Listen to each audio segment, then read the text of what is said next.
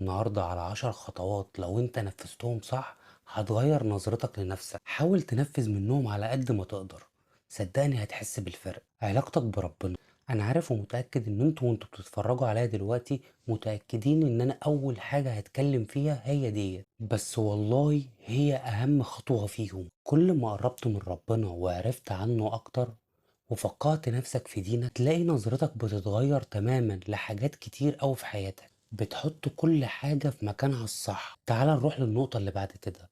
بص، اللي أنا هتكلم فيه ده أهم حاجة، هو اللي هيخليك تغير حياتك، هي إنك تحس إن أنت مفيد ووجودك فارق. لو قدرت تتطوع في أي مجال خيري اتطوع، اخدم الناس المحتاجة، صدقني شخصيتك هتتغير. شارك اللي بتعمله دايما مع غيرك، كل ده هيساعدك في تغيير نظرتك لنفسك. أي جانب مهما كان صغير أنا عايزك تمسك فيه، خليك صاحب تجربة ناجحة قدام الناس. أي حاجة كانت صغيرة أنا عايزك تمسك فيها وانجح فيها، دراسة، كلية، شغل، أيا كان. بص، من الآخر اتحدى نفسك وانجح. اهتم بشكلك الخارجي، ودي من ضمن الطرق الفعالة اللي هتخليك تبص لنفسك كويس، إنك تهتم بشكلك من بره وتكون راضي عنه. بص، من الآخر مفيش أي حاجة أنت عايز تنجح فيها هتنجح فيها من غير الخطوة دي، انك تقرأ. لازم تفتح دماغك على حاجات كتير، تشوف ده وتقرا في ده وتشوف حاجات كتير في الدنيا. الاستقلالية المادية من أقوى الأسلحة اللي ممكن تغير نظرتك لنفسك. حاول تتعلم مهارة جديدة تجيب لك فلوس وتبدأ تستقل ماديا في أقرب وقت. بص، الشخص المتفتح على العالم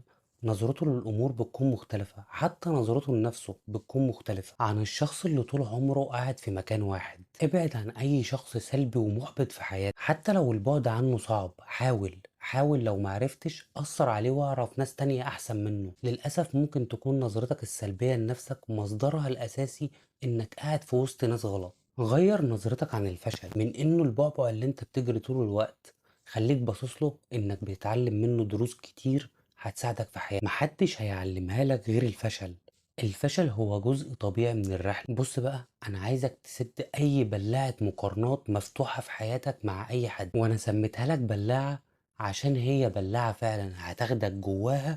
لو أنت مركزتش، ركز في حياتك وما تقارنش نفسك بحد، وخلي البلاعة مفتوحة لأي حد يديك طاقة سلبية.